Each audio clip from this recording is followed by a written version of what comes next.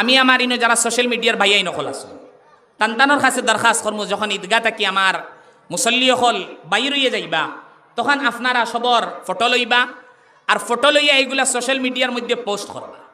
কিন্তু ইয়াইদ রাখুন জানি পোস্ট করার মধ্যে আমরা একটা গলতি হয়, শুধু ফটোগুলা পোস্ট করি দেই মনে করি হয়ে গেছে।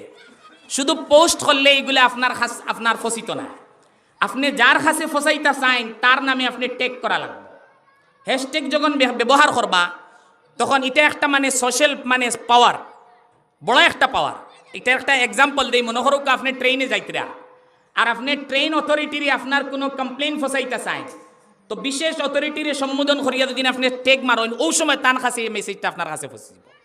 উদাহরণস্বরূপ আমি আছি, আমার সোশ্যাল সাইট আছে ফেসবুকও মুস্তফা আহমদ আল কাসিমি।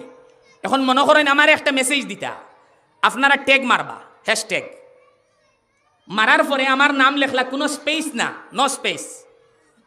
তখন দিয়াও যখন লেখবা ফৌরান ওটা আমার মেসেজ আমার কাছে আই। তো এটা একটা পাওয়ার, এগুলো এহতেজাজের বর্তমানে একটা তরিকা। তো আমরা সোশ্যাল মিডিয়াত অতটুকু ট্যাগ ব্যবহার করতাম যে এই পাওয়ার ডে আমরা এমনি সময় কাটাই। যদি আমি আমার এক্স হ্যান্ডেল আছে, ফেসবুক হ্যান্ডেল আছে, ওলা ইনস্টাগ্রাম আছে, সব যদি ট্যাগ ব্যবহার করিয়া সবে ইরাদা করি দিয়ে আমার মেসেজটা আমি ফসাইতাম, আন্দাজা লাগাক্কা মানে সোশ্যাল মিডিয়াত কিতা আলোড়ন সৃষ্টি হইব। তো এই ট্যাগ রে এই পাওয়ার ডে আপনারা ব্যবহার করেন। ইনশাল্লাহ এখন নামাজ হইব, এরপরে ইনশাল্লাহ